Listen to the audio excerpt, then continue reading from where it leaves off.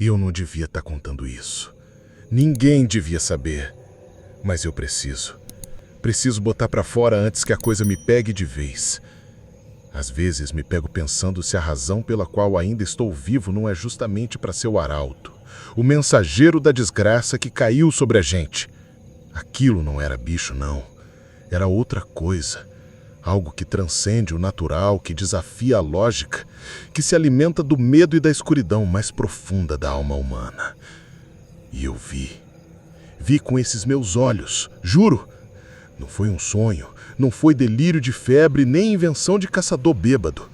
Aconteceu aqui, na roça, lá para os lados da Serra Dourada, na divisa com Goiás.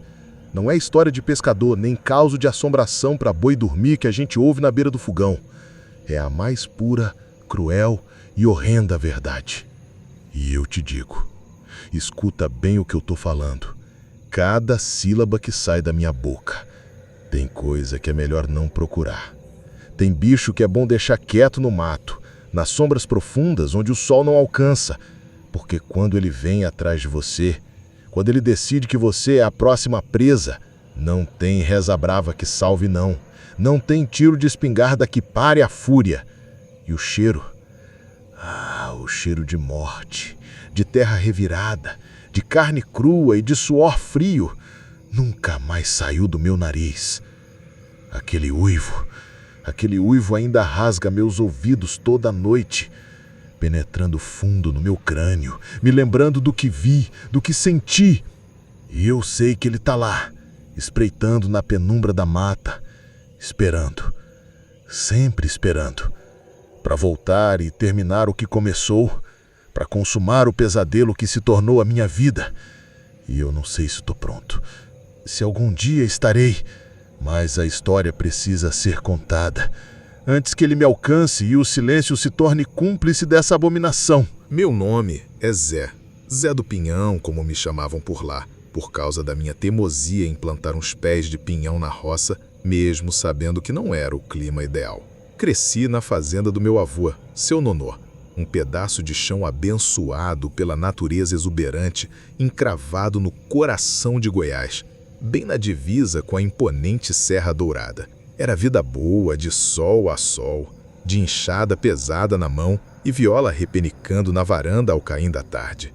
Acordava cedo, com o canto estridente do galo e o cheiro forte de café coado no pano, misturado com o aroma doce do pão de queijo recém-assado e o leite fresco que acabava de ser tirado da vaca. Era meu ritual matinal antes de partir para o lida, que começava com o orvalho ainda molhando a grama. A gente vivia da terra, criava umas cabeças de gado, umas galinhas, uns porcos, plantava milho, feijão, arroz, e a vida seguia tranquila, no ritmo lento e paciente do campo.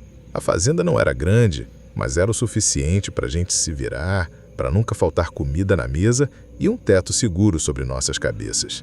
Meu avô, seu Nonô, um caboclo velho de pouca prosa e muita sabedoria, me ensinou tudo o que eu sei, desde como capinar um canteiro de alface até a ler os sinais do tempo no céu, prever a chuva pelo cheiro da terra. E ele sempre falava, com aquele tom grave que não admitia contestação: Zé, o mato tem seus segredos. Respeita, que ele te respeita de volta. Mas não provoca, que ele te engole e não cospe para fora. Naquela época, eu achava que era só papo de velho, superstição antiga de interior, contos para criança não se aventurar na mata fechada. Mal sabia eu que aquelas palavras, ditas com tanta convicção, iam se tornar a minha condenação, a profecia de um inferno que se abriria bem debaixo dos meus pés.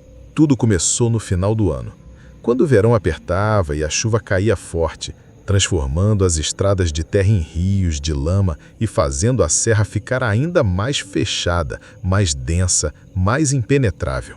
As noites, que já eram escuras como o breu, sem a luz da cidade para poluir o céu estrelado, pareciam engolir a fazenda por completo. O silêncio, antes tão reconfortante, preenchido apenas pelo coachar dos sapos e o canto das cigarras, começou a ficar pesado, carregado de um arrepio que eu não sabia de onde vinha, mas que me fazia sentir observado. Primeiro foram os uivos. No começo a gente pensou que era lobo-guará ou até a cachorro vira-lata desgarrado da vizinhança que às vezes aparecia por ali em busca de comida. Mas os uivos, eles eram diferentes, mais graves, mais longos, com uma cadência que parecia arrancar a alma da gente, um lamento primal que ecoava pelas montanhas e fazia o ar vibrar. Vinham da direção da serra, sempre nas noites de lua cheia, quando a luz prateada banhava o terreiro e transformava as sombras das árvores em figuras fantasmagóricas, dançando com o vento. Meu avô, que era homem de não dar trela para besteira, de pé no chão e cabeça firme, começou a ficar visivelmente inquieto. Eu vi ele na varanda, de madrugada, quando o sono não vinha, fumando seu cigarro de palha enrolado na ponta dos dedos calejados, olhando fixamente para o horizonte da serra, os olhos apertados, como se tentasse decifrar um enigma que só ele enxergava. Depois dos uivos, começaram os sumiços. Primeiro, umas galinhas, que sempre voltavam para o poleiro ao cair da tarde, mas que um dia simplesmente não apareceram mais. Depois, umas ovelhas do vizinho, seu Jeremias, um homem bonachão, que tinha um pequeno rebanho. Cachorro do mato, Zé. Tem que ficar de olho, bicho faminto desce da serra, dizia meu avô. Mas eu sentia a voz dele meio incerta, como se ele mesmo não acreditasse plenamente nas suas próprias palavras. Os buracos nas cercas eram estranhos. Não eram rasgados de qualquer jeito, como se fosse um bicho pequeno. Parecia que algo muito forte, com uma força descomunal, tinha forçado a passagem, arrancando os arames grossos como se fossem barbantes finos. E as pegadas... No barro molhado perto do correio que cortava a fazenda, apareceram umas marcas que não batiam com nada que a gente conhecia. Grandonas, com umas garras enormes e pontudas, e uma forma que me fez gelar a espinha. Não eram de cachorro, nem de onça, nem de tamanduá.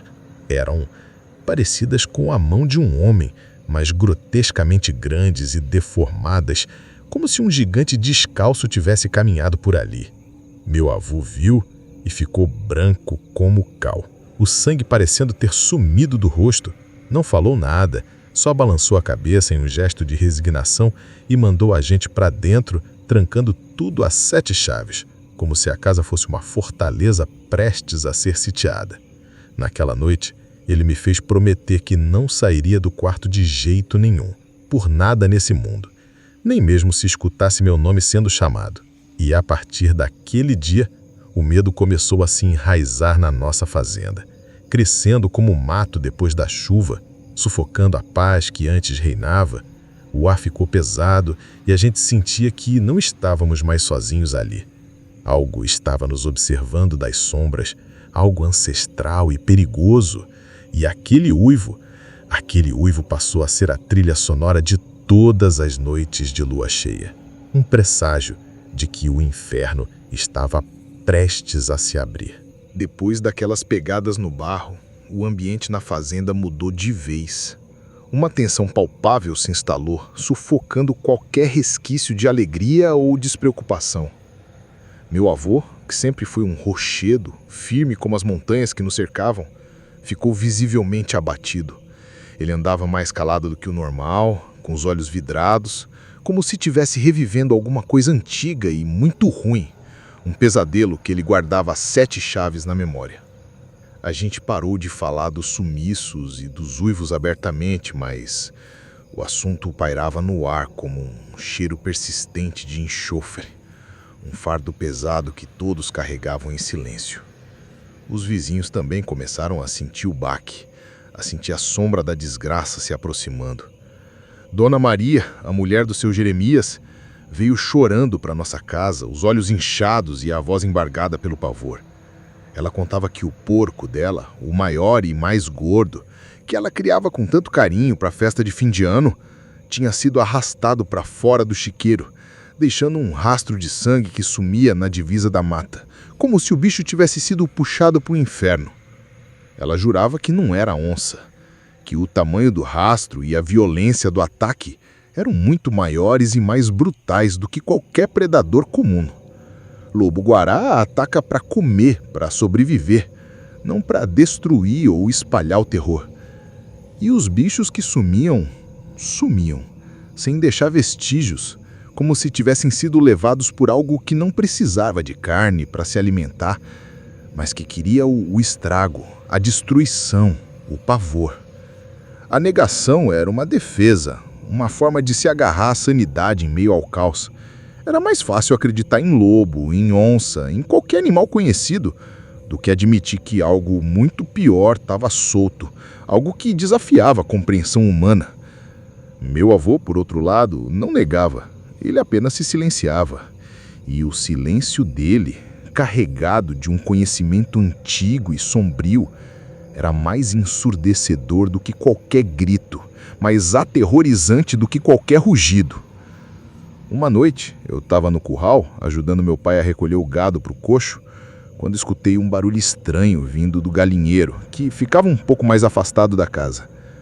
Um arranhar pesado, um tipo de fungado gutural que fez meus pelos arrepiar da nuca aos pés. Fiquei paralisado, a enxada caindo das minhas mãos, o coração batendo na garganta. Meu pai, que estava do meu lado, me olhou com os olhos arregalados, impressionado. Ele fez um sinal para a gente ficar quieto e a gente se agachou atrás de um monte de feno. A gente conseguia ouvir o barulho do lado de dentro do galinheiro, umas batidas fortes e ritmadas, como se algo tivesse tentando arrombar a porta com força bruta. Não era um ladrão, não era bicho pequeno, nem um simples predador. Era grande, muito grande, e tinha uma força descomunal, que parecia capaz de derrubar as paredes. Meu pai, um homem que eu sempre vi como inabalável, pegou a espingarda, que ele sempre deixava por perto, encostada na parede do curral para qualquer eventualidade, e mandou eu para casa correndo, sem olhar para trás. "Vai, Zé, corre! Corre o mais rápido que puder! Não olha para trás!" Ele gritou, a voz rouca, quase um sussurro desesperado. Eu hesitei, queria ficar e ajudar, queria saber o que estava acontecendo, mas a urgência e o pavor no olhar dele me fizeram obedecer instantaneamente. Saí correndo, o coração batendo na garganta, os pulmões ardendo, tropeçando no escuro.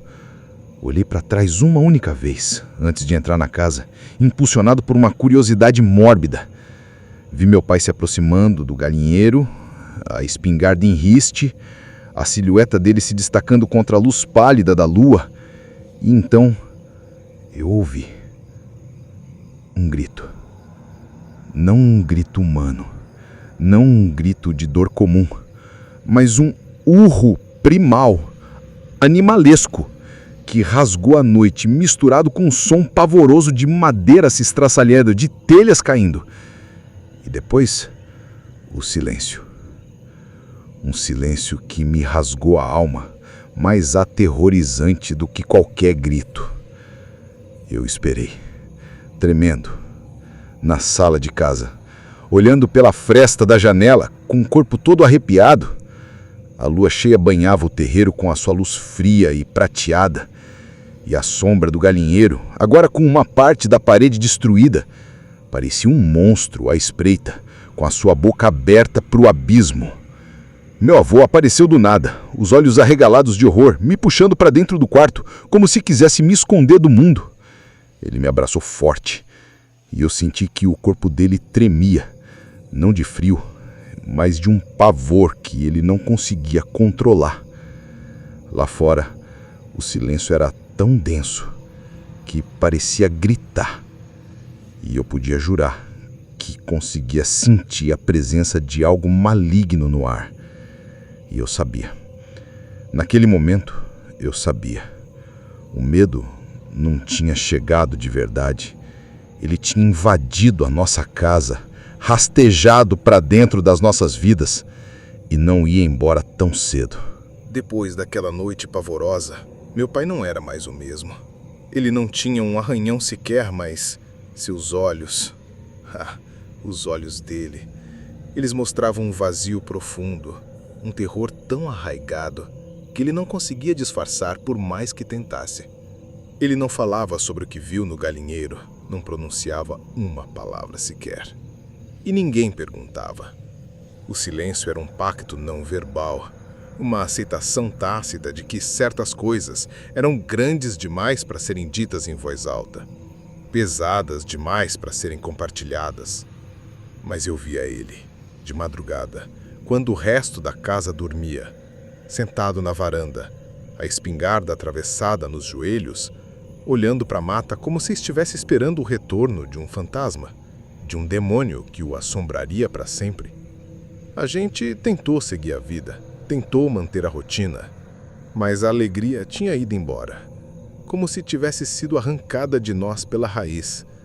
A lida no campo, que antes era prazerosa, virou um fardo pesado. Cada sombra na plantação parecia esconder uma ameaça, cada sussurro do vento trazia um arrepio.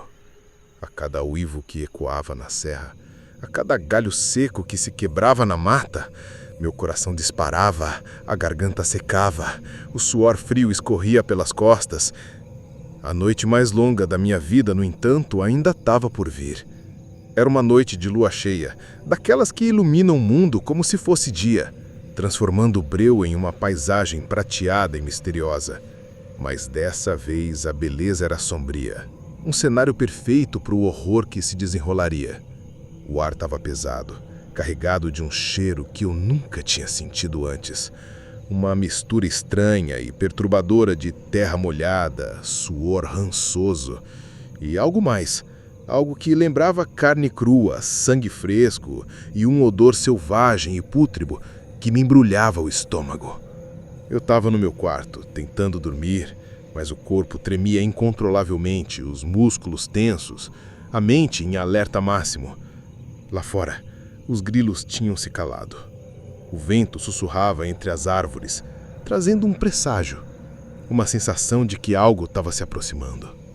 De repente, um barulho, um baque forte, pesado, na parede do meu quarto. Meu coração parou no peito. Não era um animal pequeno. Era algo grande e pesado, se arrastando do lado de fora, com uma força que fazia a madeira ranger. Eu prendi a respiração, os olhos fixos na janela. A luz da lua que entrava pela fresta da cortina desenhava sombras assustadoras no chão, transformando cada objeto em um monstro. Então, um arranhão, forte, demorado, com um som agudo de garras afiadas rasgando a madeira. Eu me encolhi na cama, cobrindo a boca para não gritar, para não fazer o menor ruído. O som parou. Um silêncio mortal se instaurou no chão, um silêncio que pesava sobre a casa. E então, um fungado, perto da janela. Eu não podia respirar, meus pulmões pareciam ter parado de funcionar. Minha garganta estava seca, meu corpo inteiro parecia pesar 1 tonelada, como se estivesse grudado na cama pelo pavor. A curiosidade, ou talvez o pavor incontrolável, me fez levantar da cama devagar. Com movimentos lentos e hesitantes, eu me arrastei até a janela, o corpo colado na parede, e espreitei pela fresta da cortina, o olho esquerdo mal conseguindo enxergar no escuro. E foi aí que eu vi.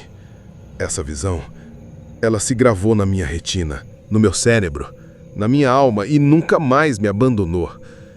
Era grande, enorme. Seus ombros largos batiam na altura da janela do meu quarto, que era consideravelmente alta, o corpo coberto por uma pelagem escura e grossa, que parecia se mover e se retorcer com a respiração pesada da criatura.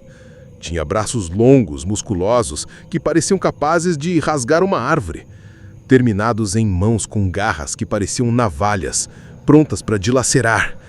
E a cabeça era o pior. Uma cabeça de lobo, mas com um focinho mais curto, quase humano. Os olhos dele. Eles brilhavam em um vermelho vibrante, como brasas vivas em meio à escuridão, fixos em mim, me perfurando a alma. A boca estava entreaberta, mostrando presas longas e afiadas, salivando.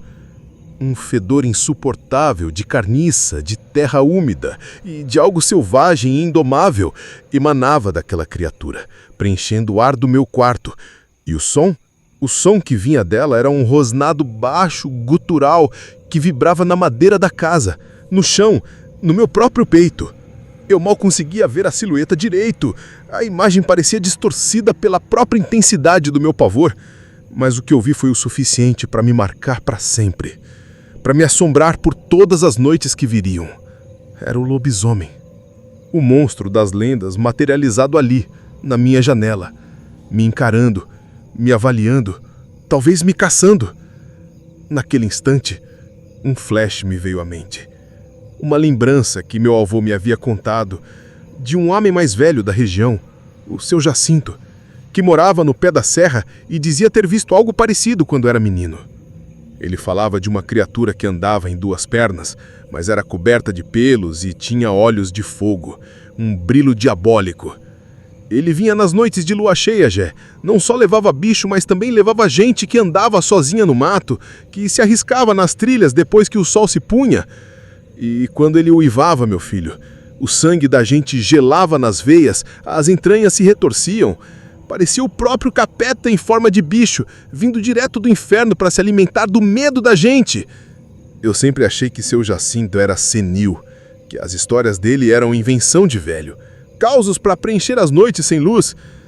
Mas agora eu estava vendo com os meus próprios olhos, sentindo o hálito quente e podre da criatura na minha pele, o cheiro de morte invadindo minhas narinas.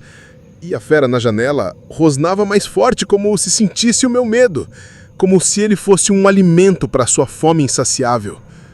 Eu não sabia se ia sobreviver àquela noite. Minha vida inteira passou na minha frente como um filme acelerado, desde a infância na fazenda até aquele momento de terror absoluto. E eu soube que não era um sonho, não era uma fantasia, não era uma lenda.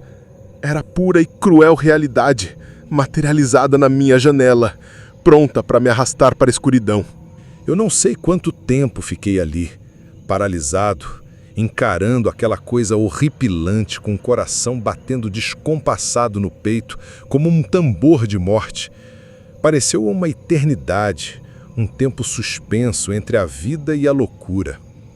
A fera rosnava incessantemente, batia as garras na madeira, da parede e da janela, e eu conseguia sentir o cheiro dela, um cheiro pútrido e selvagem que me embrulhava o estômago, quase me fazendo vomitar de pavor. Cada segundo era uma tortura, um embate silencioso entre a minha vida e a fome insaciável daquela criatura.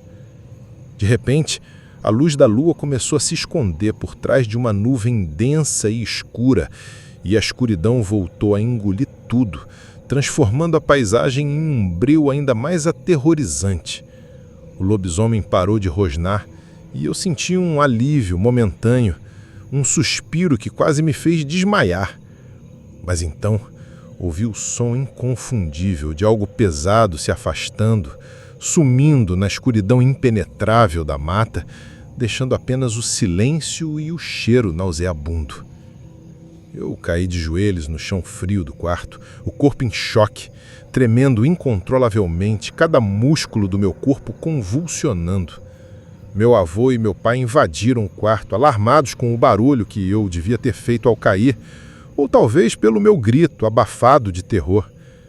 Eles me viram no chão, e o olhar deles me dizia que sabiam, que compreendiam perfeitamente o que eu tinha visto. Não precisou de palavras. Meu avô, com uma força que eu não sabia que ele tinha, me levantou do chão e, com uma voz que eu nunca tinha escutado dele, uma mistura de raiva contida, desespero e uma tristeza profunda, ele me levou para a sala. Chega, Zé. Chega de esconder a verdade. Chega de viver na sombra do medo. Você viu e agora precisa saber. Precisa enfrentar o que te espera. Ele olhou para o meu pai, que apenas acenou com a cabeça, com um olhar de resignação e de cansaço, como se carregasse um fardo muito pesado há tempo demais. Sentamos os três na mesa da cozinha, sob a luz fraca e bruxulhante de um lampião a querosene, que projetava sombras dançantes nas paredes de madeira. Meu avô respirou fundo, soltando um suspiro longo e pesado, e começou a falar. Sua voz era baixa, quase um sussurro rouco, mas cada palavra pesava como uma pedra, caindo sobre mim como a força de um martelo. Há muitos anos, antes mesmo de eu nascer, antes da sua mãe, antes do seu pai, essa terra era diferente. Não tão povoada, mais mato que tudo, mais selvagem. E lá na serra, bem nas grotas mais escondidas e inacessíveis, tinha um povo que vivia mais isolado, com umas crenças antigas, umas rezas estranhas, uns rituais que a gente do campo mal compreendia. Dizem que eles faziam pacto com força que não era de Deus, com entidades que habitavam o submundo para ter boa colheita, para ter fartura na lavoura, para garantir que os animais se reproduzissem e a família prosperasse. Mas todo pacto tem um preço, e o preço que eles pagaram foi alto, muito alto. Eles invocaram uma criatura, uma entidade que tomava a forma de um homem durante o dia, um homem como qualquer outro, mas que nas noites de lua cheia se transformava numa fera, num monstro inominável, um lobisomem. Meu coração gelou. Eu já tinha ouvido histórias, claro, causos contados nas rodas de fogueira, mas sempre como lendas, como contos para assustar crianças desobedientes, fantasias de um tempo distante, nunca como uma verdade crua saindo da boca do meu próprio avô, um homem tão pragmático. Essa criatura, ele continuou, a voz embargada pela emoção e pela memória dolorosa, ela não era só um bicho faminto, era um castigo, uma maldição que caiu sobre a família que ousou fazer o pacto, que quebrou as leis da natureza e do divino. E essa família, era a família do meu avô, a nossa família, a família dos Silva. Fiquei sem ar. Minha boca abriu, mas nenhuma palavra saiu. A nossa família? Uma maldição de lobisomem caindo sobre nós? A ideia era absurda, grotesca, mas a verdade em seus olhos era inegável. Essa criatura, ele continuou, a voz embargada pela emoção e pela memória dolorosa. Ela não era só um bicho faminto, era um castigo, uma maldição que caiu sobre a família que ousou fazer o pacto, que quebrou as leis da natureza e do divino. E essa família, era a família do meu avô, a nossa família, a família dos Silva. Fiquei sem ar. Minha boca abriu, mas nenhuma palavra saiu. A nossa família. Uma maldição de lobisomem caindo sobre nós. A ideia era absurda, grotesca, mas a verdade em seus olhos era inegável. Meu bisavô, o velho Inâncio, era um homem bom, trabalhador, de roça, mas meio ingênuo, facilmente influenciável.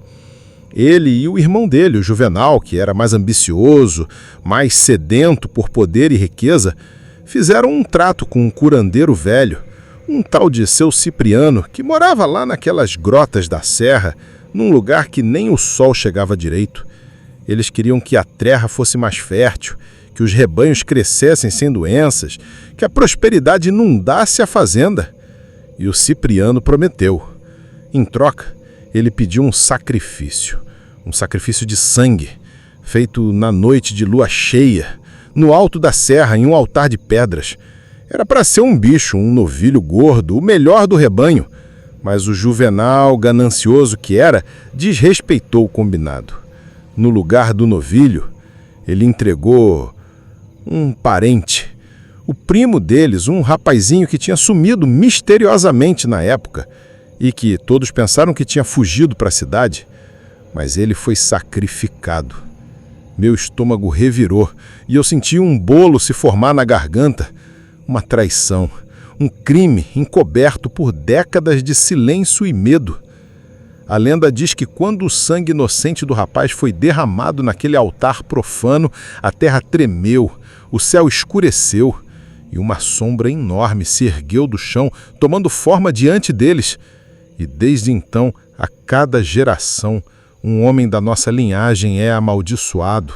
Nas noites de lua cheia, ele se transforma, se torna a fera que você viu hoje, uma criatura de fúria incontrolável, movida apenas pela fome e pela sede de destruição. O primeiro a se transformar foi o próprio Juvenal, que foi o algoz. Depois, o filho dele, e assim por diante, de pai para filho, de tio para sobrinho. A maldição pulava, mas sempre caía sobre um dos nossos. E quem é a fera agora, vô? Perguntei, a voz um fio, quase inaudível, temendo a resposta que eu já sabia no fundo do meu coração. Meu avô olhou para o meu pai. Meu pai, que até então estava em silêncio, a cabeça baixa, levantou a cabeça e seus olhos, que antes mostravam apenas terror e cansaço, agora revelavam uma tristeza profunda, uma aceitação amarga de um destino cruel. Ele não disse nada, nenhuma palavra escapou dos seus lábios, mas a verdade era mais cruel do que eu poderia imaginar, mais dolorosa do que qualquer ferida física. A maldição não estava em um vizinho, em um estranho, em alguém de fora. A maldição estava na nossa carne, no nosso sangue, nas nossas veias. Estava em um de nós. E eu comecei a entender o que estava enfrentando. Não era um monstro do mato que podíamos caçar e matar. Era um monstro que se misturava entre nós. Um homem que virava fera. Um demônio que habitava o corpo de um familiar. E a cada noite de lua cheia, um de nós se transformava na criatura que assombrava a serra, que aterrorizava todos. A revelação me deixou sem chão, desamparado, com o mundo virado de cabeça para baixo. A verdade que ninguém quis contar, que foi encoberta por tanto tempo, era a nossa própria condenação, o nosso próprio inferno. Aquelas palavras do meu avô, a revelação chocante e devastadora de que a maldição do lobisomem estava no nosso sangue, na nossa família, me atingiram como um raio, me deixando atordoado, sem ar. Não era só medo que eu sentia agora. Era um desespero profundo e lancinante. Uma sensação de impotência esmagadora que me sufocava, me roubava o fôlego. Eu olhava para o meu pai e não conseguia mais enxergar apenas o meu pai, o homem forte e trabalhador que me criou, que me ensinou tudo sobre a vida na roça, mas a terrível possibilidade de que ele pudesse ser aquilo, ou que eu mesmo um dia pudesse ser a fera. A ideia me causava náuseas, um frio na espinha que parecia nunca ir embora. Meu avô, percebendo meu tormento, a angústia que se estampava no meu rosto, colocou a mão calejada no meu ombro. Sua voz, embora grave, era suave. Não é escolha, Zé. É destino. Um destino cruel que foi imposto à nossa família, mas o destino pode ser desafiado, ou pelo menos compreendido para que a gente possa lutar contra ele. Desde aquela noite, a cada ciclo de lua cheia, o pavor redobrava, transformando nossas vidas em um inferno particular. Não bastava mais trancar as portas e janelas com tábuas e correntes. O inimigo, ou a vítima, e a distinção entre os dois se tornava cada vez mais tênue, estava dentro de casa. Ou poderia estar. As noites de lua cheia viraram um ritual macabro de isolamento e terror.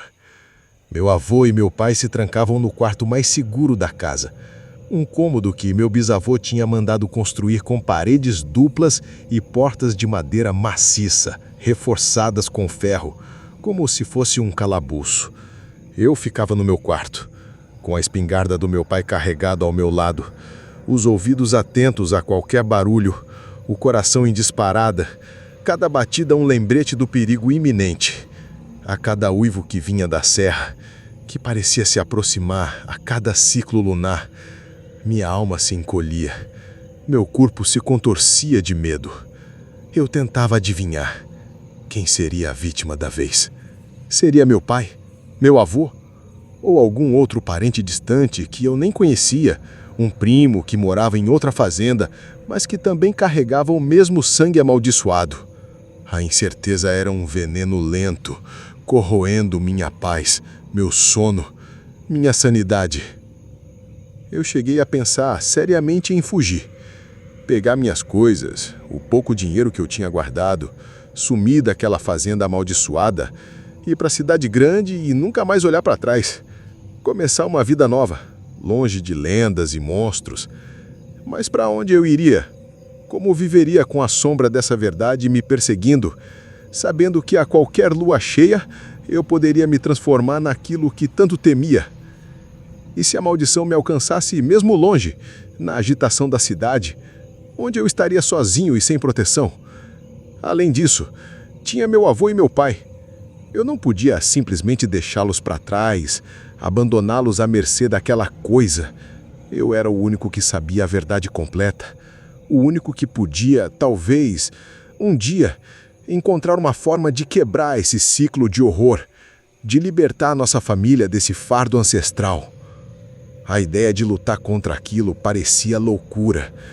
Como se luta contra uma maldição ancestral que se manifesta em carne e osso, contra algo que se transforma, que é metade homem, metade fera.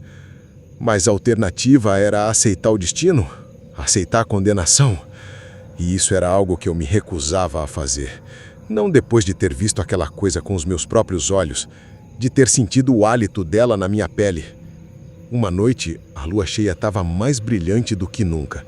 Um disco prateado pendurado no céu negro, e o ar da serra estava tenso, eletrizado, carregado de um presságio. Meu avô e meu pai estavam trancados no quarto seguro, como de costume. Eu, no meu quarto, mal conseguia respirar. A cada batida do meu coração, eu sentia a proximidade do perigo. Um uivo agudo, de gelar os ossos, mas que agora parecia estar mais perto do que nunca. Não vinha da serra, distante, vinha da própria fazenda, de algum lugar ali, a poucos metros de mim. Um uivo que fez os vidros da janela tremerem, que parecia rasgar o véu da noite. Eu me levantei da cama, espingarda em punho, as mãos suando muito, e me arrastei até a janela. O uivo se repetiu, agora acompanhado de um rosnado furioso, gutural, que vinha do lado de fora do quarto que meu avô e meu pai estavam. Aquele som era o mesmo rosnado que eu tinha escutado na noite em que eu vi a fera pela primeira vez. Meu sangue gelou. A maldição havia se manifestado ali, dentro de casa, a poucos metros de mim. Eu podia ouvir as batidas fortes na porta, os arranhões frenéticos, a madeira rangendo, cedendo sob a força bruta da criatura. Eu podia sentir o cheiro pútrido que vinha dali, um cheiro de sangue e selvageria. Meu pai, meu avô, um dos dois estava se transformando, ou já havia se transformado. Aquele era um dos dois. Meu primeiro instinto foi correr.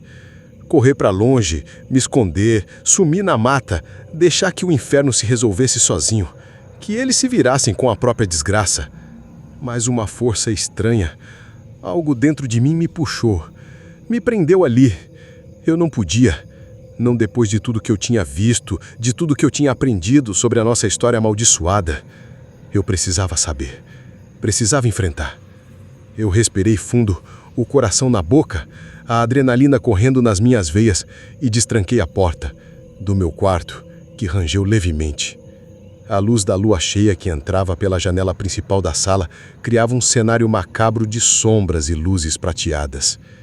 E lá estava ela, uma figura grande e corpulenta, coberta de pelos escuros e densos, os olhos vermelhos brilhando na penumbra, como carvão em brasa.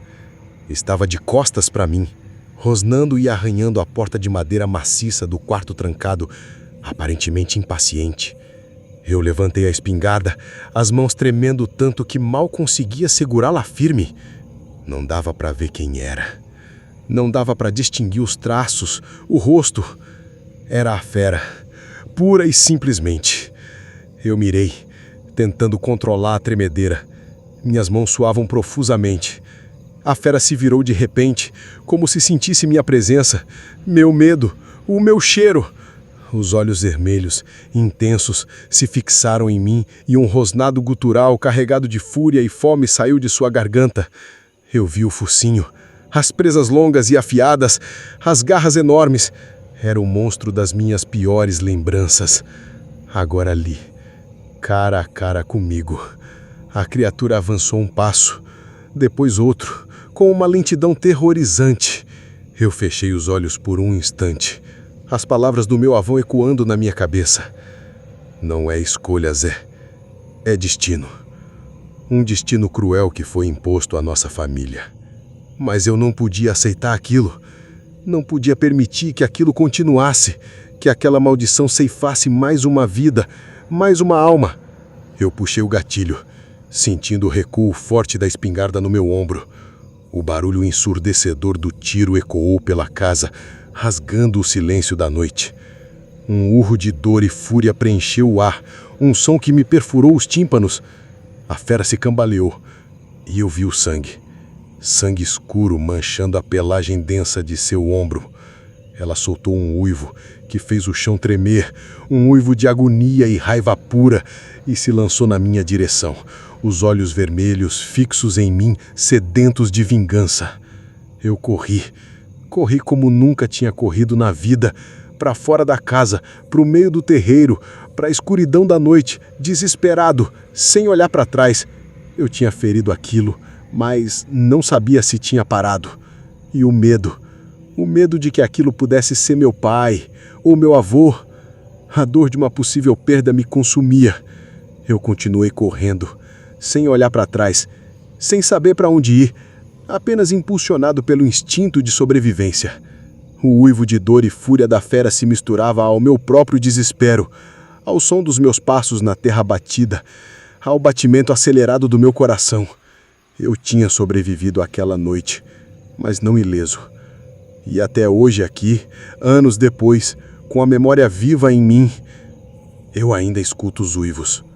E sei que aquilo está por aí, esperando.